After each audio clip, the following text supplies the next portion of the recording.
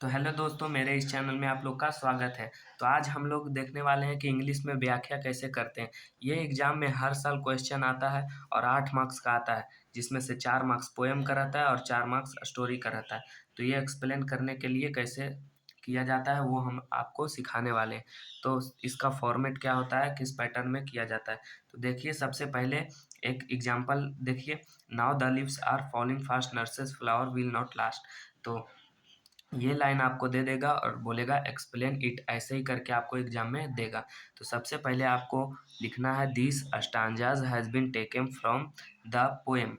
मतलब ये जो पोएम है वो किस कविता से लिया गया है, ये जो लाइन किस कविता से लिया गया है। तो उसका यहाँ पर नाम लिख देना है।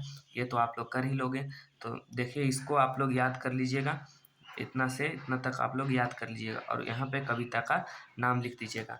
और उसके बाद आगे बढ़ना है। एंड इट्स पोएट इज, उसके कवि का नाम लिख देना है। और डबल इन्वर्टेड कॉमा में इसको बंद करते जाना है, डबल इन्वर्टेड कॉमा में, ताकि ये हाईलाइट हो और नंबर देने वाले को, कॉपी जांचने वाले को ये समझ में आए तो फुल मार्क्स दे।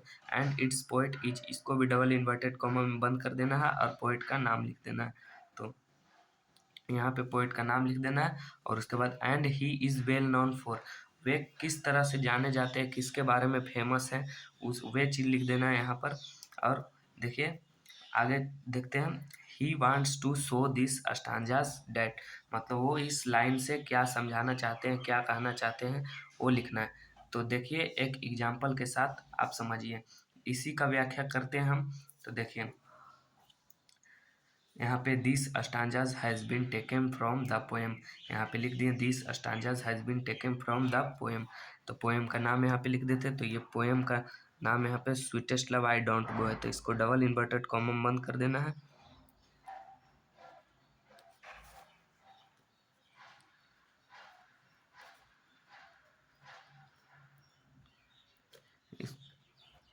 ये पोएम का नाम हम यहाँ पर लिख दिए हैं। डबल इन्वर्टेड कॉमा में बंद रहने से ये हाईलाइट होकर दिखता है। और देखिए एंड इट्स पोएट इज, इसके कवि का नाम लिखना है। इट्स पोएट इज कवि का नाम, तो कवि का नाम है जॉन डॉन, तो लिख देते हैं जॉन डॉन। और इसको भी डबल इन्वर्टेड कॉमा में बंद कर देना है। अच्छे से लिखिएगा ताकि एग्जामिनर को समझ में आए। देखिए उसके बाद and he is well known for, वो किस तरह के मतलब कवि हैं, कैसे फेमस है, मतलब किस क्षेत्र में फेमस है। तो ये मेटाफिजिकल पोएट है, तो लिख देते हैं